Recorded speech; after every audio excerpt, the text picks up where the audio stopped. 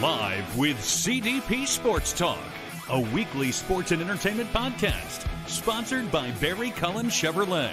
Live on YouTube, Facebook, Twitter, Twitch, and LinkedIn. And on audio via Apple Podcast, Google Podcast, Spotify, Anchor FM, iHeartRadio, Amazon Music, Radio Public, and TuneIn. Now, here's your host, Chris Palme.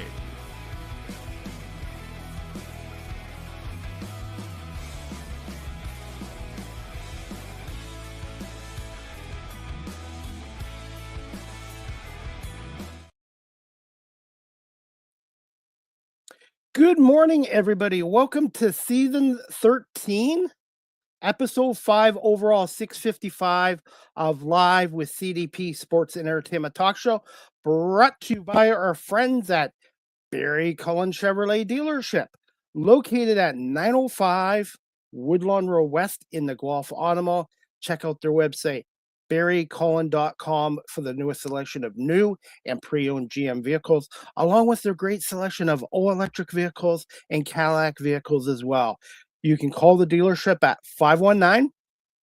519-824-0210 and tell them Chris Palme sent you, or you can email them at info@barrycullen.com. Barry Cullen Chevrolet Dealership has been family-run and operated here in the city of Guelph since 1969. And speaking of Barry Cullen Chevrolet, today we're having freezing rain here in southern Ontario. Winter is not quite done yet.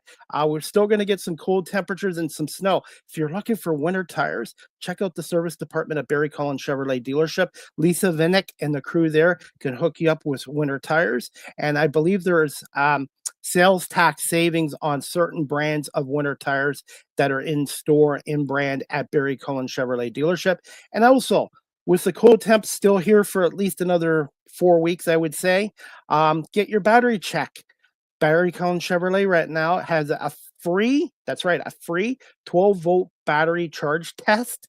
And if you happen to need a new battery, you can receive a $20 instant rebate as well. More details at barrycullen.com, and Barry Cullen Chevrolet Dealership is the proud sponsor of Live with CDP Sports and Entertainment Talk Show. And a shout out to service consultant Lisa Vinnick at Barry Cullen Chevrolet Dealership as well. Good morning, everybody, on this freezing rain, wintry Wednesday, February 18th, 2026 here. Yesterday, it was over 50 degrees here, and we lost over a foot of snow. And today, we're getting freezing rain here in southern Ontario. So hope everyone's doing well on this Wednesday, February 18th, 2026. Look forward to my guest today. This is her first appearance. We connected through social media. She's an inspiring new stand-up comedian out of Lehigh Valley, Pennsylvania, which is, I think, about 30 minutes from Philadelphia. And we're going to bring her on right now. Her name is Chelsea Thompson, and she's a stand-up comedian. And we're going to bring her on right now.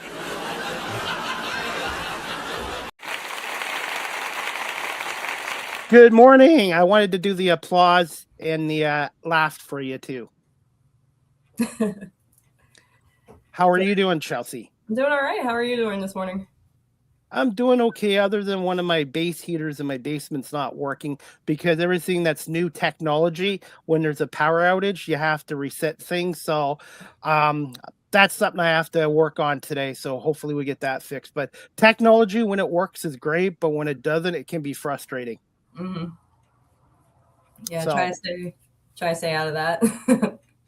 So how's the weather in your neck of the woods in Pennsylvania? We're at average. We're at like what's normal for this time of year, and everywhere else is warmer. What's your favorite season of the year? I like spring and summer. Spring and summer. I'm a winter and fall guy. I like fall because of the NFL, and then I like winter because it doesn't affect my allergies at all. Okay, those are good points, but I hate snow. You hate snow. I don't mind snow, but it's the freezing rain I don't like. It's the ice. This ice. You literally can't control how you drive on ice. No, ice does. Yeah, the black ice does get difficult. We're not used to this much snow. It's been a while since we had this much snow. So you guys had a harsh winter in the yeah, we definitely had a rougher winter than normal. We did as well, and it was like back in the 70s and 80s. This is the winter we had here this year was 2.5 feet of snow, was like it was back in the 70s and 80s. So, but I like winter, other than the ice on the roads. But hey, I want to say thank you, Chelsea, for Mhm. coming on here today, and I think it's awesome that you started a new career in stand-up comedy. And can you just tell our audience? I'm based out of the Toronto area. So can you just tell us a little bit about yourself and growing up in Lehigh Valley, Pennsylvania, which is what, 30 minutes from Philadelphia? I would say it's like 45 to an hour. 45? Okay. Mhm. Yeah. So I didn't like initially grew up in the Lehigh Valley. I came out here for college. Okay. I went to Cedar Crest College. It's like an all women's college in Allentown. But I grew up in the Coatesville area, which is in between Philadelphia and Lancaster. What was that experience like? So I would say their cities are similar to each other. They're both steel mill cities, actually. So Coatesville still has the only running steel mill in the area.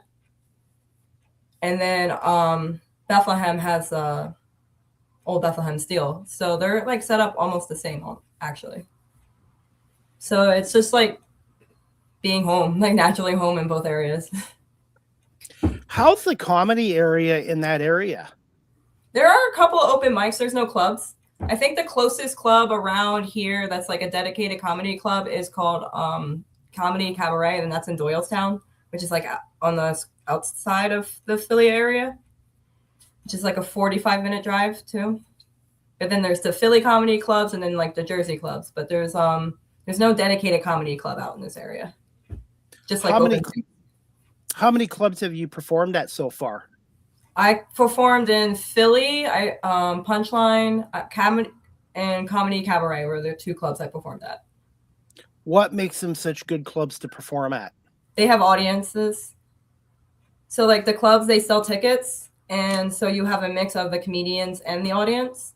Rather than when you go to an open mic, it could just be all comedians, which you get different feedback. I want to get your perspective, Chelsea. I've had probably about 80 different comedians on my show.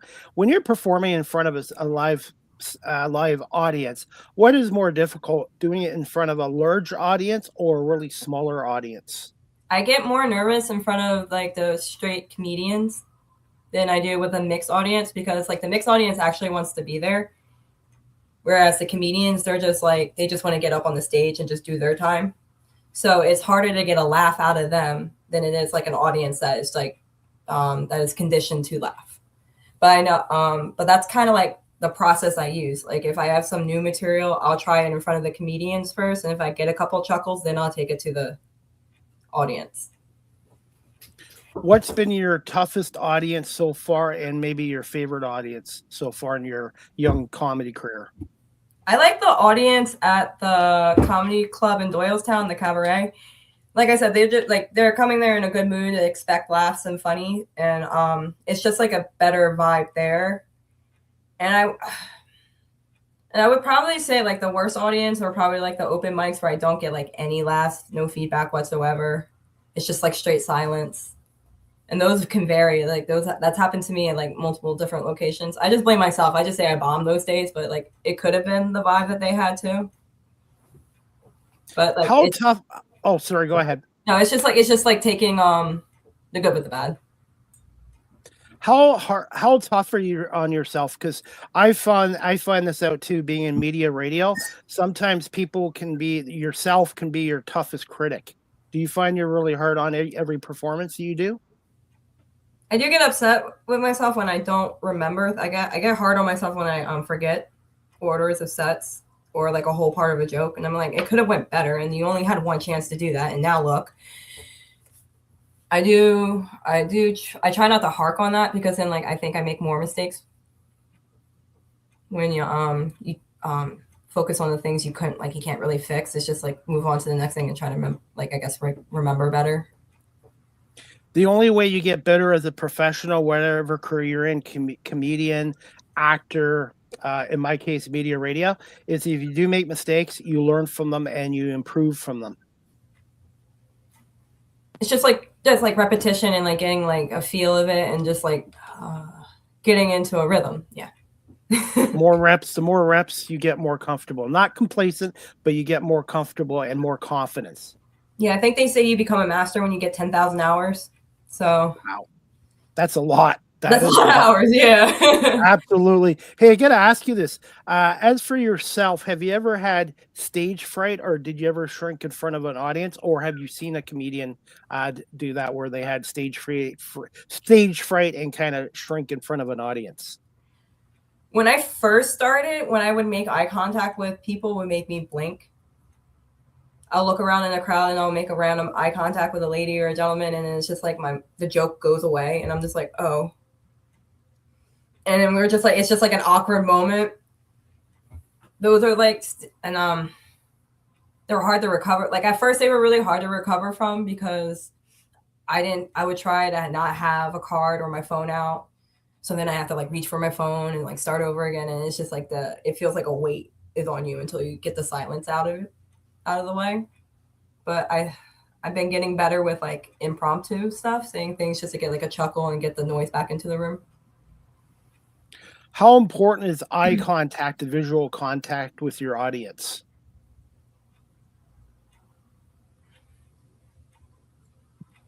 I would say it's like kind of important.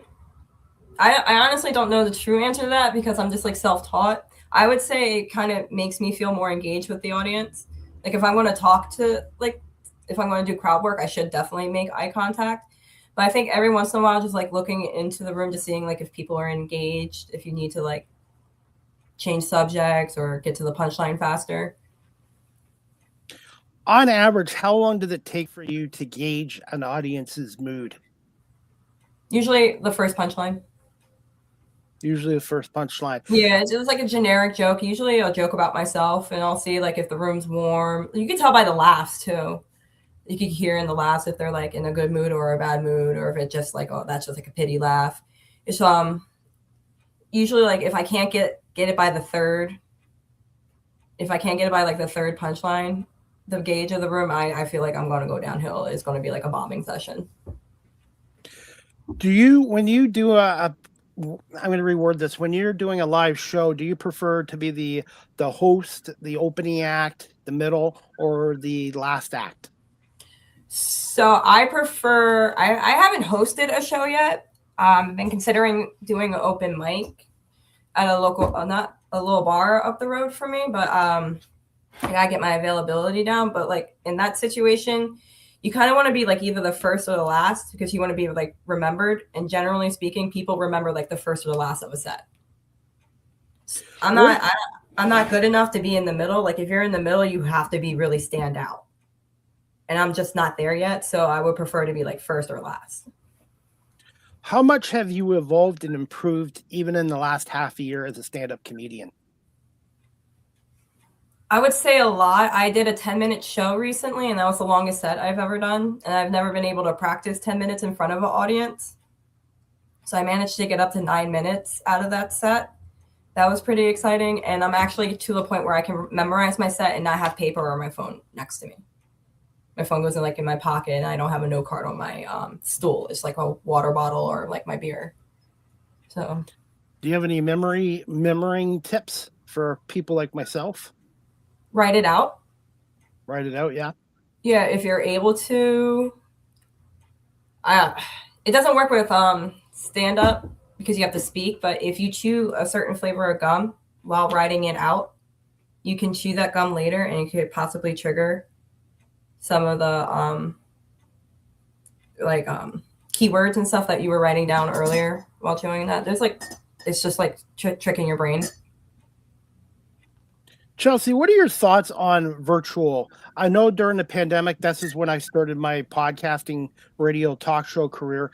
A lot of people switched careers, and I was watching comedians from Flappers out in Burbank on Zoom. And I wanted to ask you, have you ever done any live comedy performances on live streaming or seen any on Zoom? I haven't seen any on Zoom or live streaming. I've been invited to a few. I never done the virtual thing. I feel like it's a little harder to judge what's going on if you don't have an audience for feedback. It's just like kind of like talking into a void, maybe. I feel like I would just be like a little too nervous doing the virtual stuff. In person just feels like a little more warm, I guess is the best way to say it. When you do a live performance, do you have any rituals or superstitions before you go on? Gotta have a full meal before you go on. I try and eat, so the nervousness doesn't affect my stomach all too much because you don't want to feel that low blood sugar feeling. And I just try and read over my set one more time before I get on stage. Nothing too ritualistic yet. I don't have like any like superstitious things going on yet. I haven't like had like a crazy chain of lucks to happen. On average, how long are your shows on average?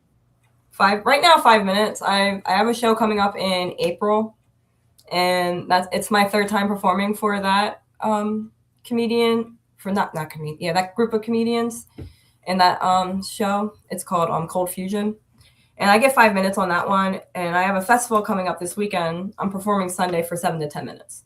So, can you tell us a little bit about this Allentown First Comedy Festival and how you got involved in it?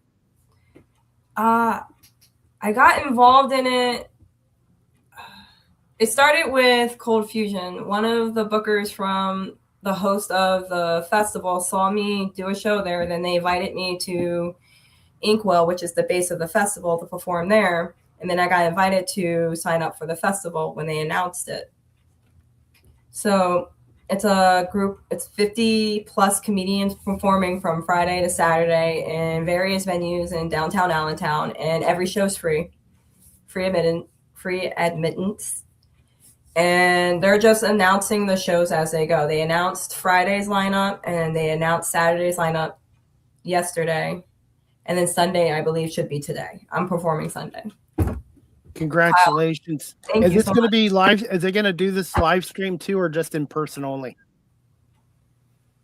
I believe Inkwell will be posting updates and live like tidbits on their story. Kyle will be running all of that.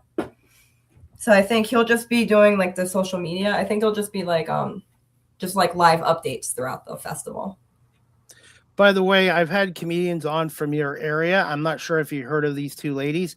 Chica Local, who's out from Delaware. Chica Yeah, we're Local connected through social media too. Yes, she's been on my show a couple times. She's really great, talented. And I just had a teacher turned comedian from Philadelphia on my show on Monday night. Lisa Smith-Swint, known as Lisa the Teacher. Lisa the Teacher. Okay. That's funny because there's another comedian out of Philly who was a teacher, and her name is Risa with an R. Wow. So I was just like, are you pronouncing her name wrong? But then she doesn't go by Lisa the Teacher. So small world. Mm-hmm. Literally is. And since we're talking about other comedians, how important, from your experience in a year and a half, how important is connecting and networking, especially in the comedy industry, been to you so far?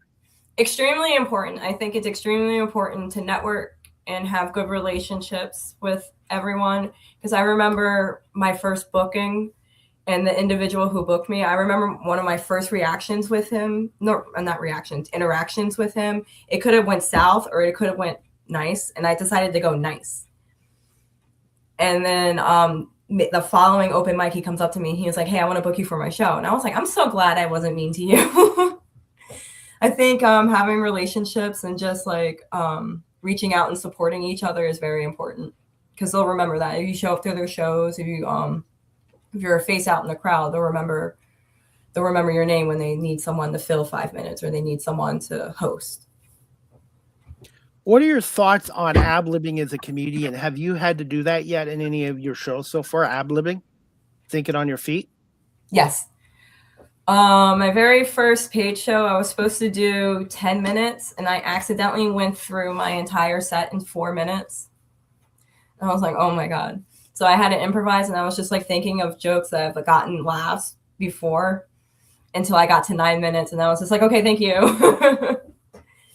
Which is, not something I could do before. I remember I would be on 5-minute mics, and then as soon as I get to like the very last joke, I'm like, okay, bye.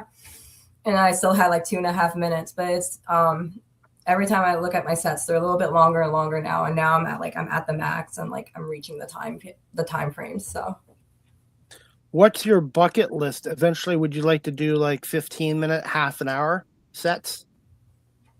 I want to I want to start getting booked at comedy clubs, just like starting being like a comedian that they will put up during like not necessarily headline right away. I don't want to get there just yet, but like be featured for a headliner, get invited out for a headliner show, do a little paid shows every now and then. Chelsea, for those people who are watching our show right now, live stream or on audio, and there's somebody out there that's looking to get into comedy, what advice would you give to them from your 1.5 years of experience so far? You just gotta go and try it. Write it out. Just don't wing it.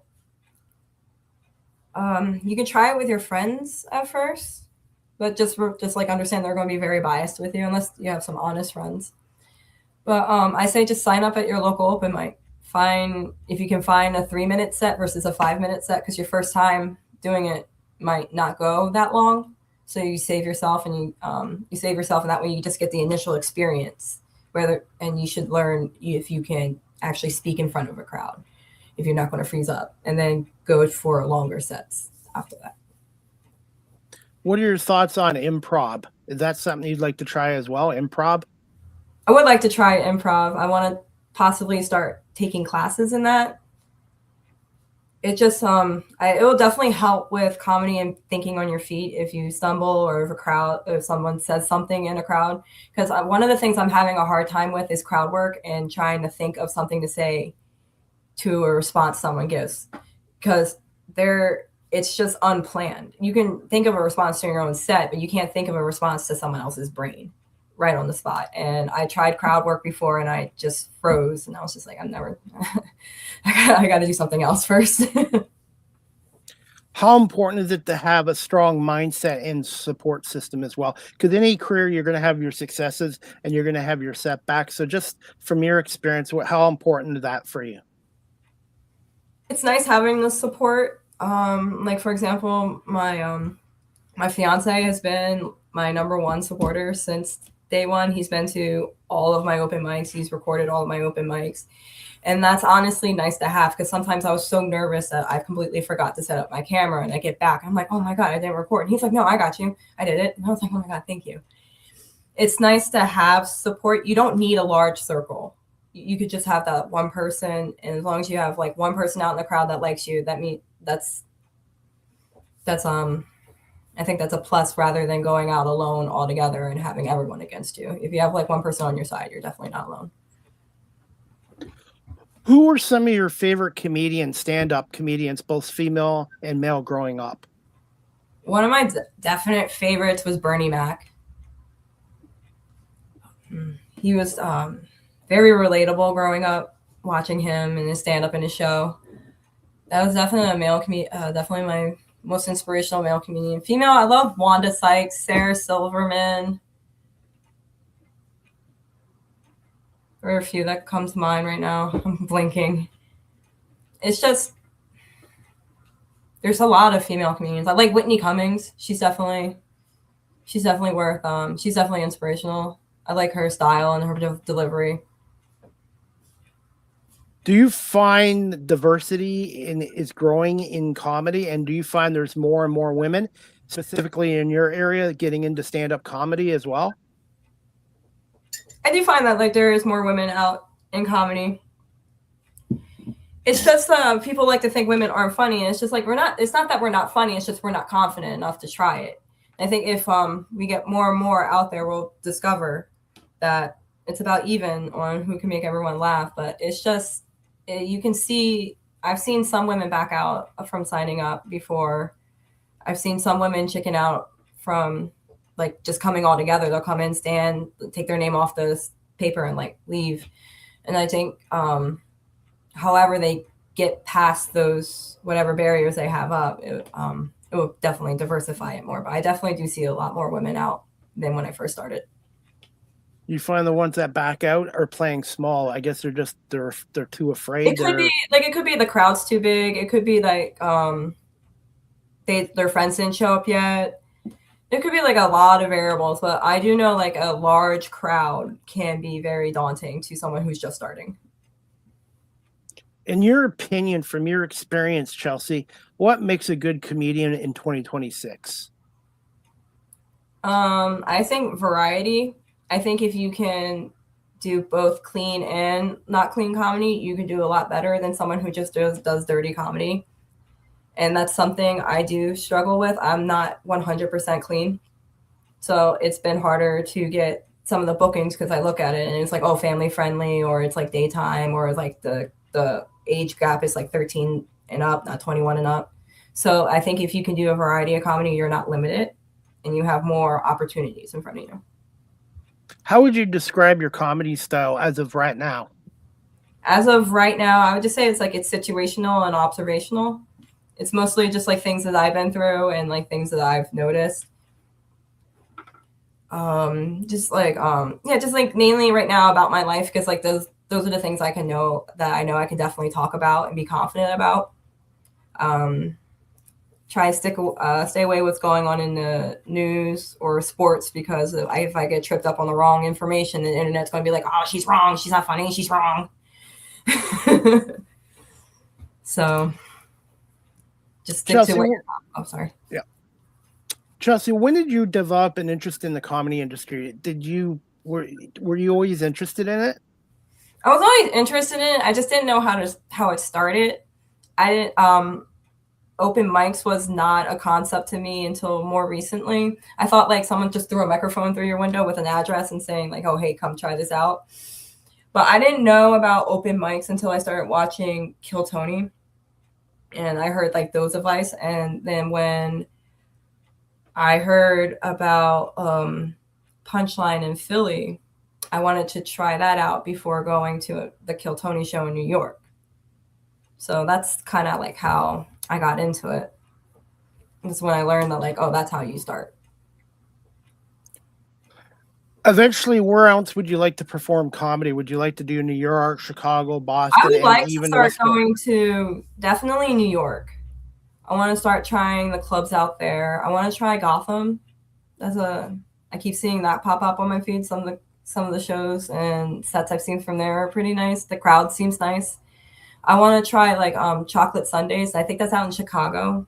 I think Chicago and California, they have a club, the Laugh Shop, Comedy Store. There's a lot of places I definitely want to try, at least an open mic if I can travel out that way. It'd be nice to be invited. That would definitely be an honor, but I'll sign up for an open mic. And maybe Canada one day. Toronto's got a terrific comedy scene, and Montreal as well. Okay.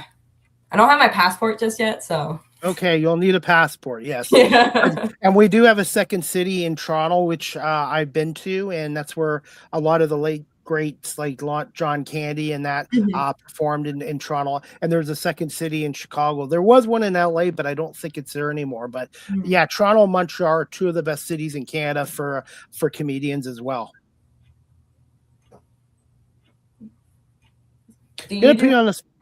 Go ahead. I was going to say, do you do comedy at all? Do you do open mics? No, I try to be funny in front of people, but I don't, it's like I told other stand-up comedians who've been on my show. It's one thing to be funny in front of your friends, family, or your neighbors or whatever, etc. But it's another thing to be funny in front of a live studio audience. Yeah. But I find comedy is a lot like therapy. And as a comedian, do you find sharing your life experiences is kind of like therapy yourself? Therapy. It's not, yeah. Like when I tell some of the stories I tell, it's nice getting like a laughter feedback rather than like, oh, I'm sorry feedback. It validates it a little differently. What you've been through. It kind of is like the light at the tunnel. If you can make other people laugh at the situation, then it's like, like maybe you kind of recovered from it. Maybe you kind of moved on from it. How satisfying is it performing comedy and seeing and making people smile and laugh, and then the positive feedback you get? It definitely boosts the confidence. Like I said, like I feel out the crowd in the first joke. Once I get that first joke, I see it in my when I watch my sets. I'm like, I would stand up straighter, I'm smiling more. It's like I seem like a little bit brighter once I start getting the laughs. It's because it's totally different when I'm like not when the set's going bad and it's all silence. I can see it, like I'm hunched, I'm like standing out of the light, I'm just like trying to get through it, trying to force it over just to get it over with, because it's just not going the way I like it. Because negative feedback is heavy. It just feels so heavy up on the stage, and it's just silence. Because I never thought I could hear light before, but like if no one's laughing at my jokes, I swear the only thing I could hear is the light beams from the front light, and it's just a deafening silence. How important is it having the right outfit for your performances? Like, you obviously want to be comfortable when you're in front of an audience. I think I'm old school with this. Like when I'm booked for a show, I like to get dressed up. I like to look nice, but I've seen other people show up in jeans and a t-shirt. I've seen one person perform for a book show in sweatpants, and I'm just like, things are a little bit different. Because I remember growing up watching comedy shows, they got dressed up, they got in suits, they got in dresses, and they looked nice on the stage. And now everyone's just like relaxed. And I think the message is it doesn't really matter what you wear as long as the audience is laughing. So just, I think that's what it is now. But unless it goes with your set, I think you should look like a little presentable. If you look a little disheveled and you don't ever mention it in your set, I don't know. I don't know if that distracts the audience or not, but like I think that's the ultimate goal, is that you don't want to distract the audience. Professionalism goes a long way. I think so. I think taking a little bit of effort. It doesn't matter the amount of effort, just like a small amount of effort to present yourself in front of the guest who took the effort to come see you. And sometimes it's not always a free show, even though you're not getting paid. So I think it's just like showing them a little effort while they're showing you a little effort. It goes a long way. Now, for your voice, do you drink a lot of water before or after a show? I try and stay hydrated before the show because I don't want dry mouth. That is definitely something that is embarrassing. The one time I had dry mouth so bad I choked on stage, and it was hard to recover from that too. I had to pull out my phone and stop. It was silence for like a really long time. I try and stay hydrated and trying to get my cardio up because I don't want to get out of breath while I'm telling a story. That's actually really embarrassing too. When you lose. Oh, sorry. Do you remember the first time that you performed stand-up comedy in front of a live audience? Mm-hmm. I remember the date and everything. It was July 22nd, 2024 in Punchline, Philadelphia. I managed to sign up online for a 3-minute set at their open mic. And I was like really excited for it. And I only ended up doing 2.5 minutes, but I remember all the jokes I did tell, I got a couple of chuckles. So I thought that was like pretty good for like your first time ever. Now, being a sports fan, Philadelphia is really tough on their sports teams. Do you find the comedy crowd in Philly can be tough too? Yeah, you can't really make a joke about them losing right after they lost. It doesn't go well. You'll definitely lose your crowd for a little bit, especially if it was a rough loss. I've learned that the hard way. I lost my crowd real quick on a joke I made about the Eagles. Chelsea, if you're still good for time, I would like to play a little clip. Where can people subscribe to your YouTube channel and find you on social media before you play this clip? So my YouTube channel is the @ChelseaT Comedy. And then my Instagram is ChellyX92. And those are the two things. Like I promote all my shows on my Instagram, and then my YouTube channel, I try to upload my shows. I'm trying to become a little bit more involved in social media. Before we play the clip, I didn't want to forget to ask you this. How important is it as a new comedian to learn how to brand and market yourself too? I think it's it's pretty important knowing how to get your stuff out there, because you can have a page, but if you don't have the viewers or the acknowledgement, it's not gonna go far. So I think if you know how to use the right hashtags, if you know how to get the right people to share your stories, it could go a lot further than just like one post. You just hit share and that's it, all you do. Social media has really changed everything nowadays, hasn't it? Yeah. It's you gotta be careful on social media. You gotta make sure you don't get canceled. You gotta make sure you're not shadowed, like black shadow. I forget what they call it, but when they hide your feed from all your viewers, it's just, you have to make sure you're staying like on the tightrope if you want to use their platform. It made it such a privilege in recent days to be able to use social media. There's a lot of negative things about social media, but I just use it for promoting myself and my guests. So it can be a good tool if you use it the right way. Yeah, it can be a great tool if you use it. You just gotta like make sure you stay neutral, because like while you use it to promote your stuff, you can't really use it to promote like personal things either. Yeah. You really have to like find that fine line. Like if you really want to do that, just make sure your profile's separate. Wanted to ask you this. This is your first ever podcast. Any plans in the future to get on more podcast shows, or even start your own podcast at some point? I don't know if I would start if I could find someone I could talk to who had like the same schedule as me. Maybe we can start a podcast. But I wouldn't mind being like on more podcasts. I I do like having conversation and telling stories. I do like the that type of interaction rather than like typing and posting things interaction. And storytelling. That's what I love about doing this show, is good storytelling and learning. And I'm sure that's how you see comedy as well, is learning and storytelling. I wanted to ask you this too. Obviously, eye contact, observational skills are important, but how important is listening skills as a stand-up comedian, especially to your audience? I think it's important, especially if you want to like improvise or add things. If you're listening to like crowd responses to other comedians, if you can latch onto what they said and do a recall of that later on, that can get laughs and that can show the audience that like you're interested and engaged with them, and it'll make them want to listen to you again. It'll drag back their energy. It'll drag back their attention to you. All right, Chelsea, what I'm going to do is play this clip from your YouTube channel. Please let me know if you can hear the audio okay. And this is from your YouTube channel. It's a festival submission, and we'll play the clip right now.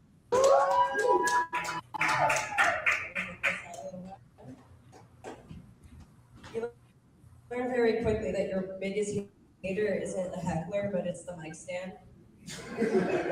Someone told me that they paid $400 for a comedy class to learn that the best lesson is to move the mic stand out of the way. And I thought that was crazy because the photo that taught me that lesson was for free.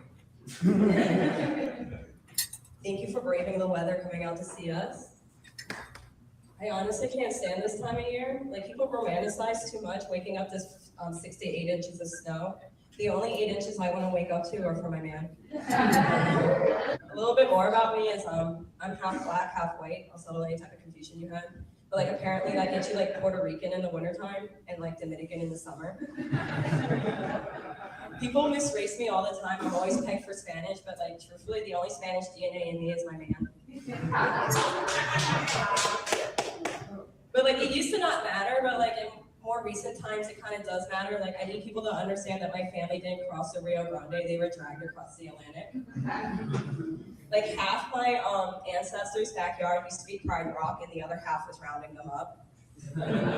Like, my family came to this country the good old-fashioned legal way, which was by force or with force. So I've only been doing this for like a little under 2 years. And something I wasn't prepared for was like all the questions that you get. Like, some people was like, oh, what do you do when you get on stage? And I was like, I just be myself. And a response I got back was like, shouldn't you be likable? Another question I get asked is like, how does it feel to get up on stage and do comedy? And like, honestly, it feels like a guy having sex. Because there's a lot of pressure to last 5 minutes. And like, here, you needed to be 12 the entire time? It's like, I got booked for like 10 to 12 minutes, and I was like, listen, I got 7 in here. So until the bookings pick up, I work in hospitality. I'm a waitress and a bartender. One of the ways you can tell someone's never worked a day in your field is by like the dumb things they say. I caught up with my cousin, and when we got to cook and do for a living, when it's my turn, I told her I'm a waitress. She was like, oh, I love that for you. Like, I kind of beg people for money for a living, but like, I love that for you. And I thought that was crazy because she's a bill collector. And like, that's all they ever do is beg for money. And I think that's a crazy misconception I have about waitresses that we beg for money. Like, I might beg people to take my money and cover what they did, but that's how I got here tonight. But like, I'll never beg for money. Like, I've had to beg the line cook to put his dick away. But I've never had to beg for money. Recently this year, I became a bartender. And one of the first things I learned being a bartender is that my hatred for martinis is pretty valid. Like, you had to get an experience of flavor. Your dirty gin martini tastes like your dog. And most other drinks are pretty straightforward. Like, if you want a strong rum and coke, you say a double. If you don't want much juice in your cosmopolitan, you say a splash of cranberry juice. I had a guy order his drink like, make me a dirty gin martini and then make it as filthy as a horse pussy. Oh my god. I'm like, that's a turn. I'm just sitting there like, what's the conversion rate for that? Like, how many ounces is a filthy pussy? And I tried asking my coworker that, and they tried to send me to HR. But I didn't know what to do. I improvised, so I just red the glass with blue cheese and threw a couple of crumbles in there, and I said, hey, here's the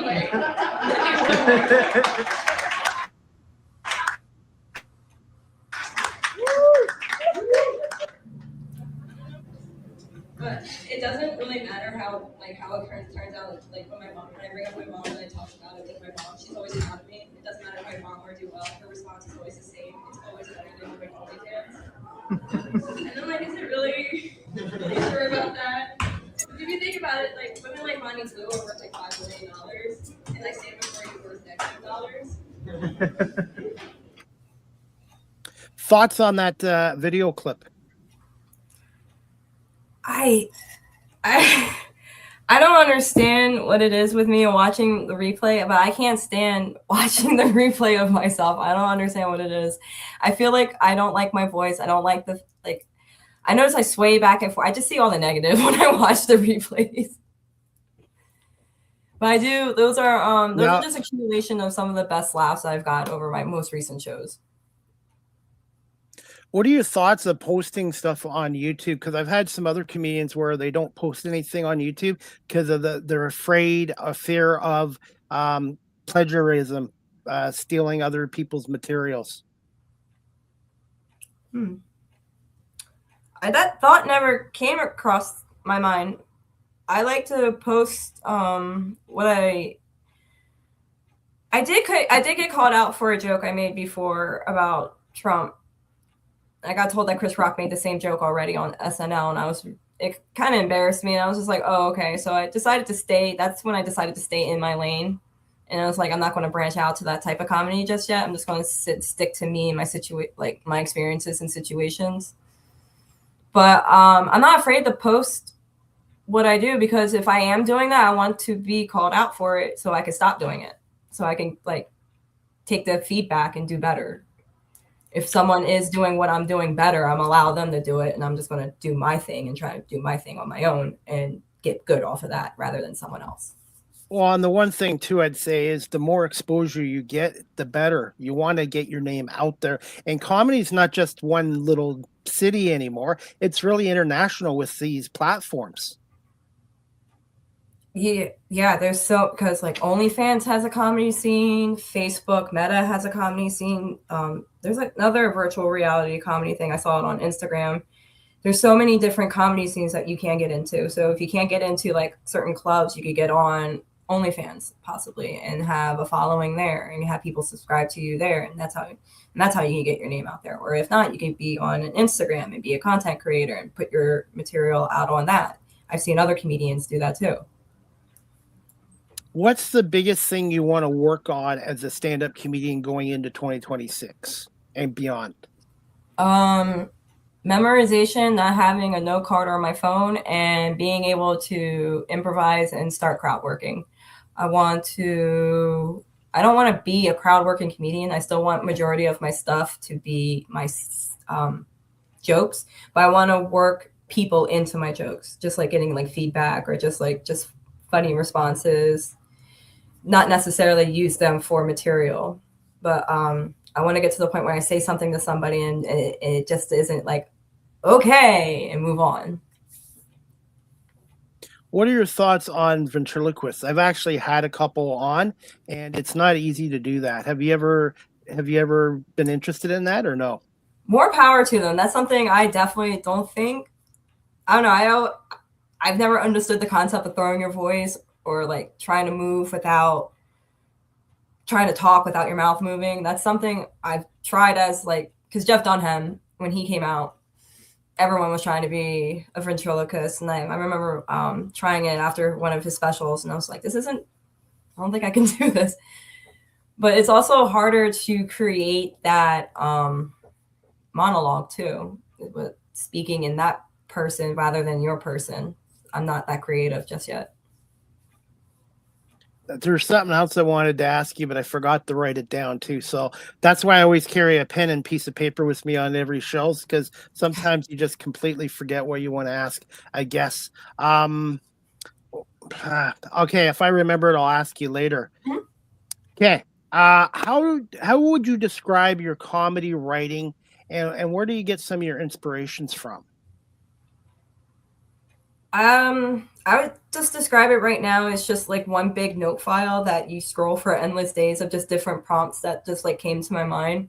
Sometimes it's just like mid conversation or me watching TV and something relatable comes on and it's just like my comeback to something said on TV, and I'm just like, oh, that can turn into something, and I'll just bring out my phone. A lot of times people think I'm texting on my phone, but in reality, I'm just putting stuff in my notes because you said something funny that I'm going to make fun of you about later on in life.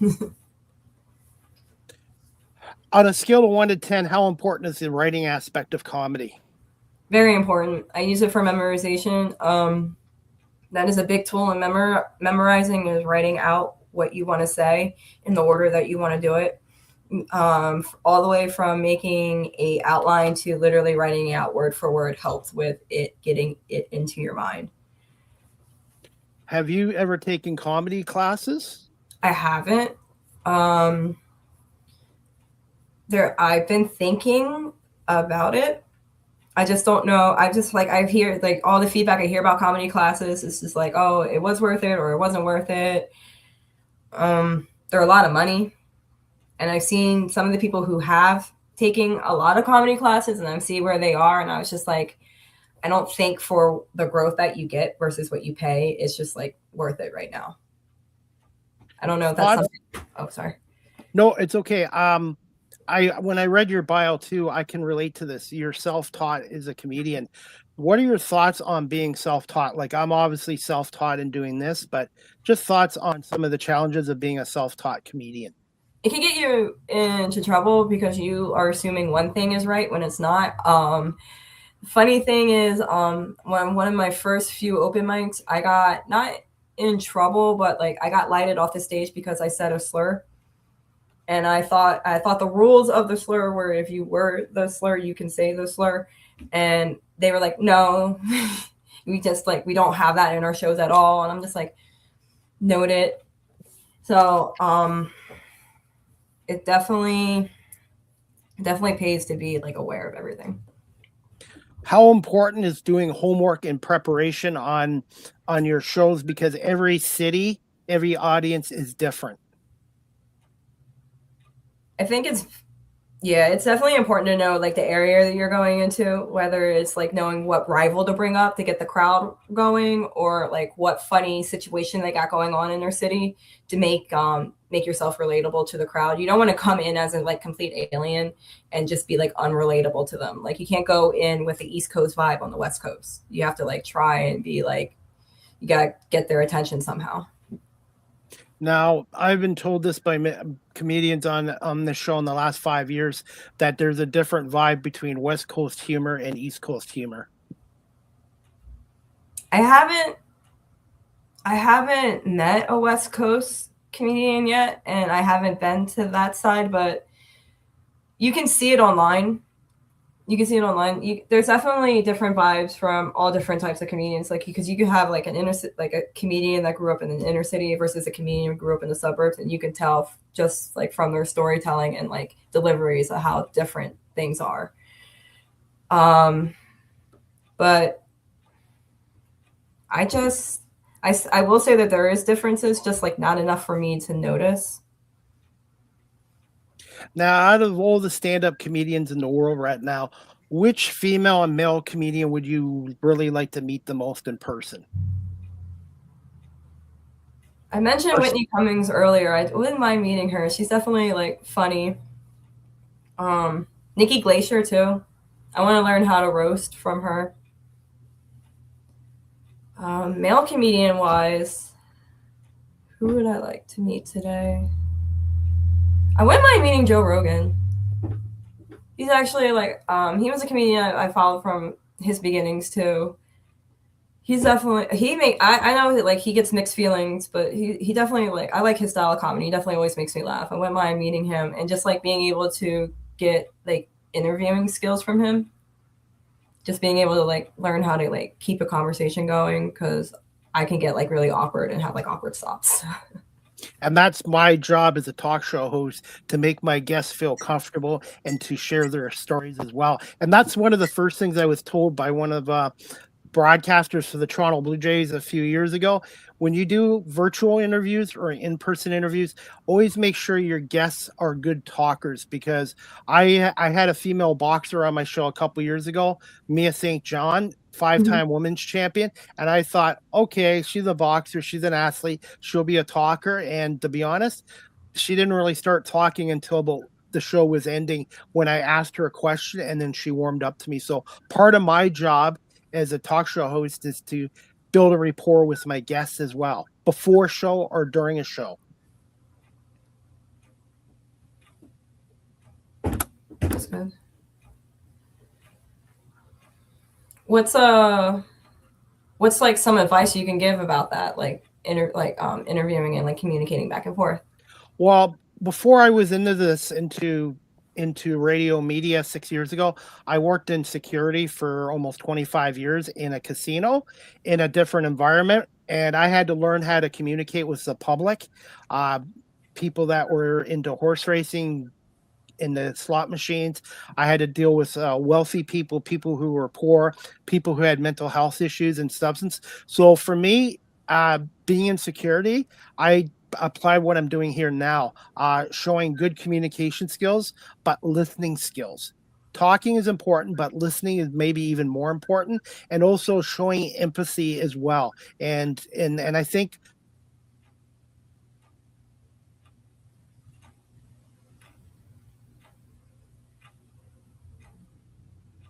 Hello?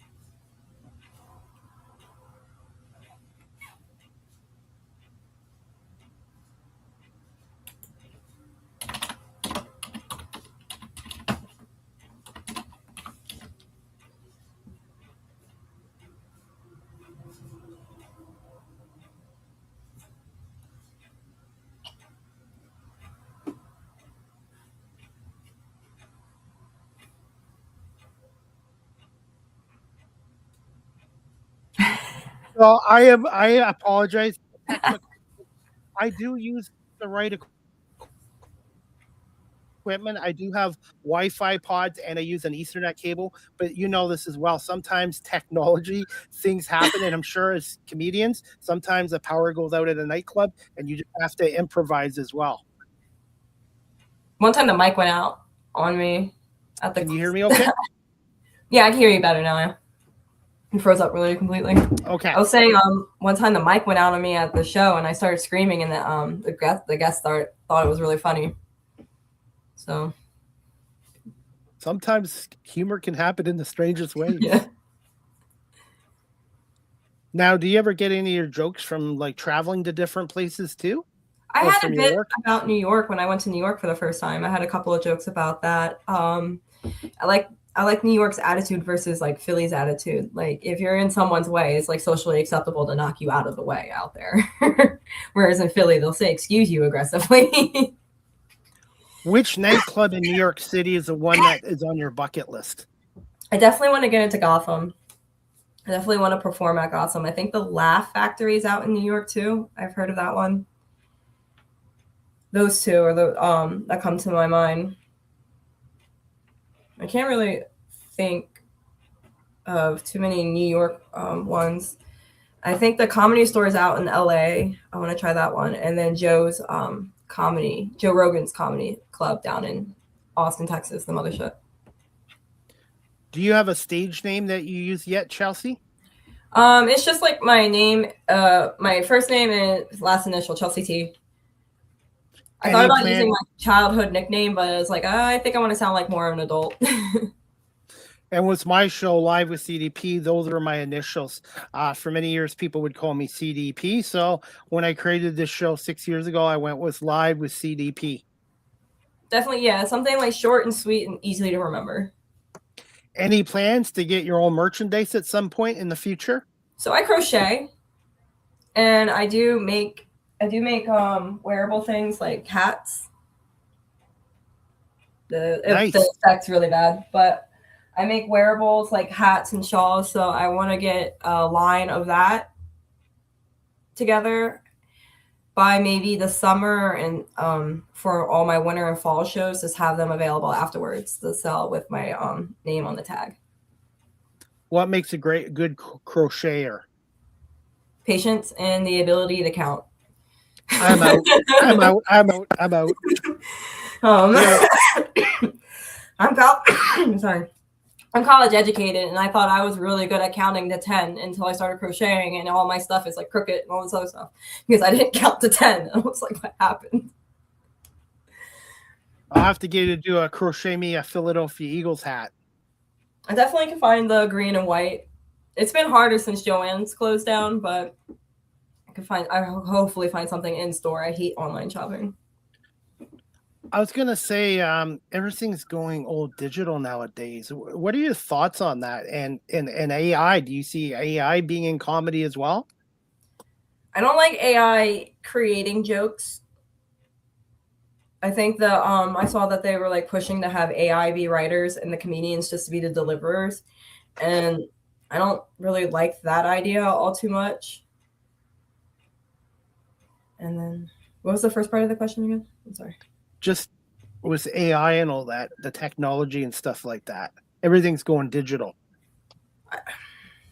It's a little, I think it just shows my age. Like, obviously it's okay for people younger who like grew up with like this level of technology, but it is like more frustrating for me. And I was like, it's just easier to do it in person. I just don't understand like why we're taking all these interactions away, because it's part of development and it's part of keeping our social skills is person to person. Like, we do need those interactions. And it's shrinking the workforce as well. People are losing their jobs. And speaking of shrinking, what are your thoughts? Do you find creativity nowadays is shrinking, especially in the comedy industry? I think things are becoming more and more like black and white, whereas like things used to be kind of extravagant. Like, people are just like really more like straight to the point, whereas like they could tell like a whole funny story and like get like things going. I find that like attention spans are very shorter these days. And that's just like coming from the outside world, like tablet kids and like social media, like in like social media addiction and all those things. People just needing things going straight to the point. You can't like be as creative as you used to be, or if you are, like, you have to be really stand out. And I think that's really harder for like the mass of people attempting this. You mentioned it too, the attention spans the attention spans are really shrinking because I notice on TikTok, YouTube, if it's a 15-second video or less, you'll get way more views than something that's over a minute or two. And do you find attention spans are shrinking with your audiences as well these days? I can tell when my joke is dragging on if I see phone screens lighting up. I could tell that like people aren't like they're kind of done with me if I start seeing like you could like see like they look like little city dots in a map. I mean, people start going on their phones during your set. So like either they checked out or you did something to make them checked out. But most of the time they checked out themselves because it's not going the way that they like. As we wrap up this show, Chelsea, what are 3 words to describe yourself as a comedian? Edgy, quirky, and sometimes cringy. And again, can you just tell our audience a little bit about being a part of the Allentown Comedy Festival, which is coming up February 20th to the 22nd? Okay, so that festival is this coming weekend. It kicks off at Inkwell Friday. You can come to a meet and greet and meet most of the comedians performing. There's an open mic and the first show starts there. And then you can get more information on the venues. I perform Sunday. Friday and Saturday has been announced on both the pages, Inkwell Comedy and then the Allentown Comedy Festival page on Instagram. And essentially it's Allentown's first ever comedy festival. It's free, so everyone can join in and enjoy the arts. And it's just a way that the creator of it, Kyle Edwards, he just wants to promote more arts in the city. So this is a way to promote the comedy art and the improv art. And then he does other things with spoken art and visual art as well. Now, you mentioned there's 50 comedians in total. Do you know any of the other ones personally or have dealt with? A lot of the open micers I perform with are in it. The Andy Pollock, he's one of the first people. He's actually the first person to ever book me. He's performing during that. I believe he's performing. I don't want to be wrong. He is definitely performing before me. And then a lot of I've recognized. I believe I recognize the Doylestown names. So just comedians all over the area, just coming in, and then we're just getting our names out there, having a good time, and giving people something to do in Allentown. Just enjoying the arts. What time do you have to be there? Like, do you like to get there an hour or two before you go live to just get prepared and just get your mindset? If it's like a restaurant, if I'm performing at like a club that has a restaurant, I like to get there an hour beforehand so I could get that meal in, so I don't feel the shakes during my set. But if it's just like a bar, I'll try to get there like 15 minutes to a half hour beforehand so I could just like enjoy my drink, get a feel of the crowd. What are your thoughts on some? I've talked to some comedians. They like to have a glass of wine or something with alcohol in it before a show. What's your thoughts on that? I think one drink before the show is okay. I've been trying to perform sober more, so my memory isn't as affected, because alcohol will affect your memory a little bit. It will make things a little hazy. I think you don't want to use it as a crutch. You don't want to be that comedian later on in your career where you have to not have to go to rehab, but where you have to scale back and then you have to relearn your craft because you need you had that your entire time performing. So it's just I think one drink is my limit. I know however others want to do it. I just think if you're new, keep that in mind. You don't want crutches when you perform because you might get to a venue that's dry. And then now what? As we wrap up this show, Chelsea, what's a fun fact about yourself? A fun fact that I like to use about myself is more so my mom. She was a professional Eagles cheerleader. Wow. Awesome. Can you tell us a little bit about that? She and her sister were both on the cheer squad from, I believe, 88 to 92. That was the reason why she had to stop. But she got to go and perform in London when the Birds would go play in London. She got to travel all over the country. She performed next to the Dallas cheerleaders. She did the calendar. She did it all. So Whenever I get pulled over and they're an Eagles fan, I'm like, do you know my mom? And she's gotten me out of so many tickets. So. And the 88-92, that was the Randall Cunningham, Reggie White era, and that's when the Eagles played at the old Veterans Stadium. Mm-hmm. I believe Jerome Brown was also during that time. Yes, and unfortunately, he passed away much too soon. Yeah, but they should have won a Super Bowl with one of those teams. They had some good teams those years, and that shows you how hard it is to win a Super Bowl. Yeah, I was about to say the '90s Eagles were like the '90s Eagles squad was pretty solid too. Has your mom ever thought about going on a podcast to talk about her experience as a cheerleader? No, I don't think it's ever crossed her mind because she's not that she's not like I'm pretty technology inept, so she's worse than me. She's always constantly calling me, asking me how to do something on her phone. But if the opportunity ever, she's still involved in the alumni association. She goes to their events and stuff. Yes. So I feel like if they ever invited her out, she would do it, or if someone wanted to invite her out. But I don't think it's ever come up. Okay. Well, if she's ever interested, please refer to me because I love talking to people that have unique stories and careers, and being a cheerleader for National Football League is definitely interesting. And being an Eagles fan, I'm a huge Eagles fan here in Canada. It would be great to have her on as well. Are there football fans out in Canada? Oh, yes. Oh, yeah. We have the Canadian Football League, our own league, where there's 9 teams. It's different. It's a little different rules in the NFL. Yeah, but football is huge over here. In Canada right now, I would say basketball is even overtaken hockey. Basketball here is growing big time. Baseball, hockey, and football. Yeah, Canada's a good sports town. Obviously, everybody thinks of hockey, but basketball is huge over here. And after the States, we're the number 2 country in the world for basketball players now.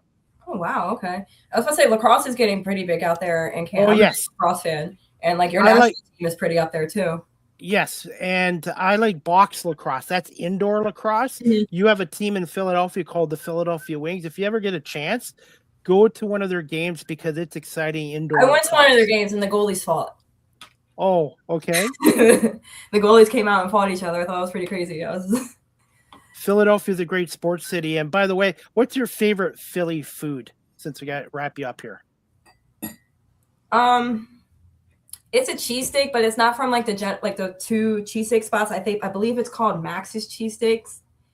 And it's just a phenomenal spot in Philly. The way that they grill the bread with the mayonnaise and then put the cheese and the meat on. Yeah, I never had a sandwich like that before. And I was so scared to have it at first. And my boyfriend, my fiance was like, no, you got to try it. It's better than Geno's and Pat's altogether. I believe it's called Max's. I've had Tony Luke's, but so that's the one you would recommend then if I get back to Philadelphia. Yeah, if it's I definitely remember the name Max, and it's been years since I've been there, but the line was out the door. There was no seats in the booth. It's definitely worth trying. I have a viewer watching right now on YouTube. He is from Buffalo, New York. His name is Robbie Schneider. He has his own podcast show, the 716 Sports Blizzard. He's a big Buffalo sports fan. Go Bills and go Birds. I got him to be an Eagles and Bills fan at the same time. Thanks, Robbie, for watching our show. Appreciate it. And as we wrap this show up, Chelsea, ask the host CDP a question, a segment. Do you have a question to put me on the hot seat as we wrap this up? What's been the hardest podcast you've done? The hardest one is one I've had ones with technical difficulties. I would say a year ago, I had a guest come on. I could see and hear her. She could see me, but she couldn't hear me at all. She bought a new laptop, didn't know how to turn the volume on. So instead of canceling our show, what I did was typed up the questions and put them on here, and she answered them, and people didn't realize she couldn't hear me at all. So I had to really think on my feet, ad-lib. So I would say that show was the most difficult because she couldn't hear me for over an hour. Oh, wow. Okay. And then the one with the boxer, a really nice lady, Mia St. John. It took me about 40 minutes, and then she started opening up to me more now. So now when I do book guests in the future, I try to build a rapport with them before a show and during the show, so they'll open up more. I want people to feel comfortable on the show. So that was a learning experience for me too. Okay. Yeah, being on your feet. Can I ask one more question? Yep, go ahead. Feel free. You ever get into an like has a podcast ever devolved into an argument? No, one thing I do on here is I tell people I'm not against religion. I'm not against people voting or having their political views, but I keep political stuff and religion out of here. And there's guests that say stuff that I don't necessarily agree, but I want to make this show an open forum. If you got a good career, good story, I want you to share it on here. It doesn't mean I necessarily agree with you, but no, I don't get into that. I try to keep it professional and I keep it storytelling and learning as well. Okay. I've been very lucky so far. I was about to say, yeah, sometimes no matter what you do, it happens. It does, but you have to remain professional. And like I said, there was one guest on, he didn't like my Eagles hat. He wanted me to take it off, but I turned it into a joke. And then he laughed about it and we moved on. So I sort of got to be a little bit of a comedian here too and think on my feet. Obviously, I'm not a stand-up comedian, but like sometimes diffusing skills. Yeah. And I learned that from being in security. So my past career has kind of prepared me for this. And I love doing this. Okay. It's the guests that make a great show. You got one last quick question for me, Chelsea, as we wrap this up? Do you have a bucket list interview? Yes. I would say Steve Yzerman, who's the general manager and president of the Detroit Red Wings in the NHL. I grew up as a hockey fan, Red Wing fan, and number 19 was my favorite player, Steve Yzerman. That's somebody I would love to interview. There's like 20 people I'd like to, at least 20, but I would say my number one on my bucket list for interview, I would say Steve Yzerman. Okay. Well, I hope you get there. Yes, and you're on my bucket list too now.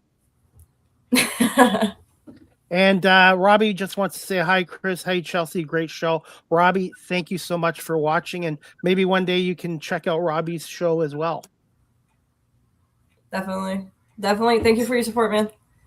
And where can our audience, again, follow you on social media and best way of contacting you and your upcoming live shows? And we'll wrap this up. All right. So best way to get in touch with me would probably be through my Instagram, which is ChellyX92. You can message me there or comment on any of the posts I have going. My live show is coming up. I'm booked for the Sunday 1 p.m. show at the Allentown Comedy Festival. The post hasn't been posted yet, so I don't know the venue. And I'm also doing a Cold Fusion show April 22nd. That will be at the Ice House in Bethlehem, PA. And hopefully one day you even get down to Buffalo, New York. Buffalo, New York is a good comedy town too, by the way. Yeah, I definitely want to use comedy as a way to explore the country. I've only been to 5 states, so I definitely want to get out. I definitely want to go more further west in Harrisburg. I definitely want to. Well, I already been to Florida. That's just about south of Bend, but I want to stop in between here in Florida. Well, Chelsea, I want to say thank you so much for giving us over an hour of your time. Continued success as a stand-up comedian, and you have an open invite to come back on the show again in the future. And I just really want to say thank you so much, and give me a little bit of time this afternoon, and I will send you the video, the audio, and then since everyone's attention spans is shrinking, we'll send you some reels and clips as well. And I am as well. It's funny, the older I get, the smaller I get, but my waistline keeps growing. So one day we'll have to do a comedy act. Chelsea and Chris. All right. It's been a pleasure. Thank you so much. Thank you so much. And since you're from the Philly area, I got to say this too. Go Birds, fly Eagles, fly. Just fly. And please keep in touch and have a great show this weekend at the Allentown Comedy Festival. And if you have any clips or highlights from it, I would like to share them on my social media pages as well. Oh yeah, I'll definitely be posting. That's another goal for 2026 is being more socially involved. So thank you so much, Chelsea. Continued success, and we'll talk to you soon on social media. All right, man. Thank you so much. Thanks, Chelsea. All right, bye. Bye.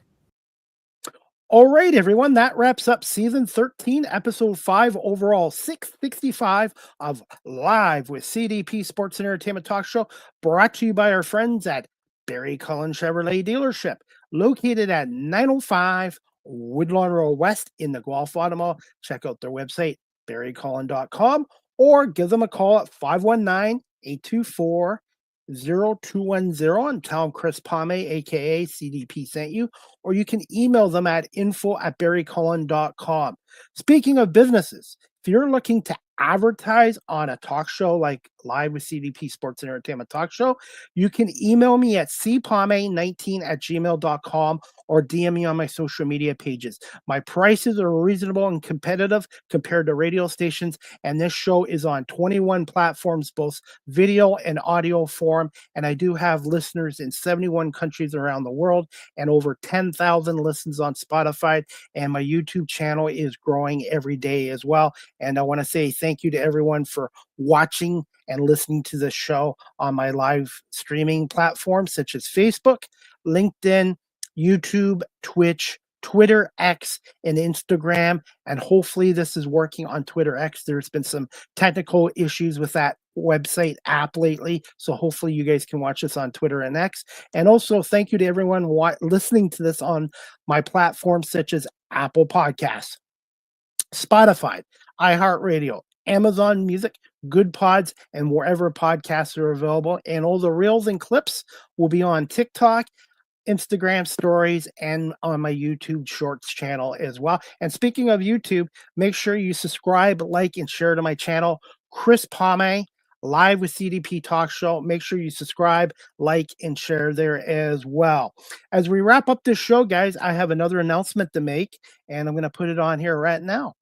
The next Live with CDP Sports and Entertainment Talk Show, brought to you by our friends at barrycullen.com, is going to be Thursday, February 19th at 11 a.m. with special guest Donna Hopkins. She's a reporter with Tony McGee's Pro Football Plus show and a reporter covering the National Football League's Washington Commanders. We're going to talk to Donna a little bit about the 2025 Washington Commanders, who had a disappointing season, whether Jaden Daniels can rebound next year. And we're going to also talk to her a little bit about the death recently of Trey Johnson, who Donna worked with a lot, and he was a former Washington Redskin, Washington Commander, and also the impact and loss of NFL Hall of Famer Sonny Jurgensen as well. So if you're a fan of the Washington Commanders or the National Football League, check out Donna Hopkins tomorrow, Thursday, February 19th at 11 o'clock on Live with CDP Sports and Entertainment Talk Show. Donna Hopkins knows the Washington Commanders as well as anyone in the media industry as well. So I'm looking forward to that as well. And as we wrap up our show, guys, if you're looking to help out a great cause, the Cambridge and District Humane Society on Saturday, April 11th, 2026 from 7 p.m. to 11 p.m. at the Cambridge Newfoundland Club, located at 1500 Dunbar Road in Cambridge, Ontario, is having a prohibition speakeasy fundraising event set in the 1920s. Tickets are available at $75 a ticket, and the money goes back to the programs at the Cambridge District Humane Society. You can purchase your tickets for this fundraising event at cambridgehumanesociety.org, or you can pop by the Cambridge District Humane Society at 1650 Dunbar Road in Cambridge, Ontario, right across the Cambridge Centre Mall. And you can either see Zach or Kat for your tickets if you pop by the shelter as well. You can also order the tickets on the phone if you call them at 519-623-7722 extension 0. Kat or Zach can assist you with that as well. And also, if you're looking to adopt a pet, check out the Cambridge District Humane Society. They have wonderful cats and dogs and pets down there. Dogs such as Daisy, Christopher, Bernie, looking to get adopted as well. All their profiles are on cambridgehumanesociety.org. Michelle and the entire staff did a great job at looking after our furry friends and ensuring they get well cared for down at the Humane Society and then into proper homes with great families as well. So remember, at the Cambridge District Humane Society, you can't buy happiness, but you can adopt it. So please consider adopting a pet from the Cambridge District Humane Society. And I love going down there twice a week as a volunteer. So please help them out. And they also have an Amazon wish list on their website, cambridgehumanesociety.org, if you want to go on their Amazon wish list and get them some items from there as well. And as we wrap up the show, guys, again, the show is brought to you by our friends at Barry Cullen Chevrolet Dealership. and they are located at 905 Woodlawn Road West in the Guelph, Ottawa.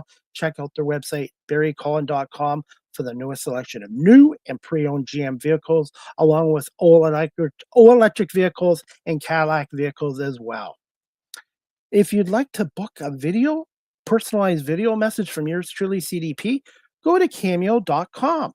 Cameo.com, type in Chris Palme. I do happy Hanukkah, happy anniversary, happy birthdays, congratulations. If you want to ask me questions about some of my favorite talk shows, favorite interviews, sports stories, please go to cameo.com and type in Chris Palme. Book your Cameo today and look forward to your request. You can also follow me on Blue Sky Social at Live with CDP19 on Blue Sky Social. Live with CDP Sports and Entertainment Talk Show, again, is live streamed on YouTube, Facebook, Twitter, X, Twitch, LinkedIn, and now available on Instagram. And I am working on hopefully having the show broadcast live on TikTok at some point as well. You can also follow my media work on my website, beacons.ai/Chris D. Palme. You can also follow this content creator, full-time content creator, on TikTok at Chris Palme. I post a lot of content there, so make sure you like, share on TikTok at Chris Palme on TikTok. I have more content coming there soon as well. StreamYard is the official live stream provider of Live with CDP Sports and Entertainment Talk Show. If you're into webinars, live streaming, or podcasting, StreamYard has basic free plans, paid professional plans like I'm on. And if you're a business company that does a lot of webinars, go to StreamYard.com and contact our sales department for pricing as well. And yours truly has been with StreamYard now for 5 years, and I give them a big thumbs up. Finally, guys, Live with CDP Sports and Entertainment Talk Show. The audio version is on these platforms: iHeartRadio, Amazon Music, Spotify for podcasters, Apple Podcasts, Breaker, Pocket Casts, Spotify, Castbox, LinkedIn, Pandora, Tuned In, YouTube Music, and Good Pods. Please remember to subscribe, like, and share. And as we wrap up this show, guys, you can email and contact me live with CDP Sports and Entertainment Talk Show at cpalme19@gmail.com. Any comments, questions, suggestions would be greatly appreciated. And also, if you'd like to support my YouTube channel and my media work, you really like my content, I am on PayPal. Go to paypal.com, type in Chris Palme if you'd like to contribute, support my YouTube channel and my talk show work as well. And I want to say thank you again to my guest today, Chelsea Thompson, a stand-up comedian at a Lehigh Valley, Pennsylvania area as well. So please make sure you follow Chelsea on her social media platforms. Chelsea is on, I'm going to put these on right here now. Chelsea is on these platforms. She is on Facebook. You can follow her on Facebook at Chelsea A. Thompson. And she's also on Instagram at ChellyX92. ChellyX92. So check out Chelsea Thompson on Facebook and on Instagram as well. And that is about it for today's show, guys. Again, thank you to Chelsea Thompson. Thank you to Barry Cullen Chevrolet Dealership for being a part of this show. And thank you to the audience watching this live stream or on my audio platforms as well, listening for this show as well. So again, my next show is going to be tomorrow, Thursday, February 19th, 11 a.m. Donna Hopkins, not Tony. I had Tony on my mind. Donna Hopkins, a reporter with Tony McGee's Pro Football Plus show, and a reporter covering the Washington Commanders of the National Football League. I hope everybody has a great day. Stay safe if you're in Southern Ontario. The roads are going to be icy with the freezing rain, so stay home if you have to be. All right, have a great day, everybody, and we'll see you back here tomorrow at 11 o'clock for another edition of Live with CDP Sports and Entertainment Talk Show, hosted by yours truly, CDP, a.k.a. Chris Palme, and brought to you by our friends at Barry Cullen Chevrolet Dealership. Have a great day, everybody.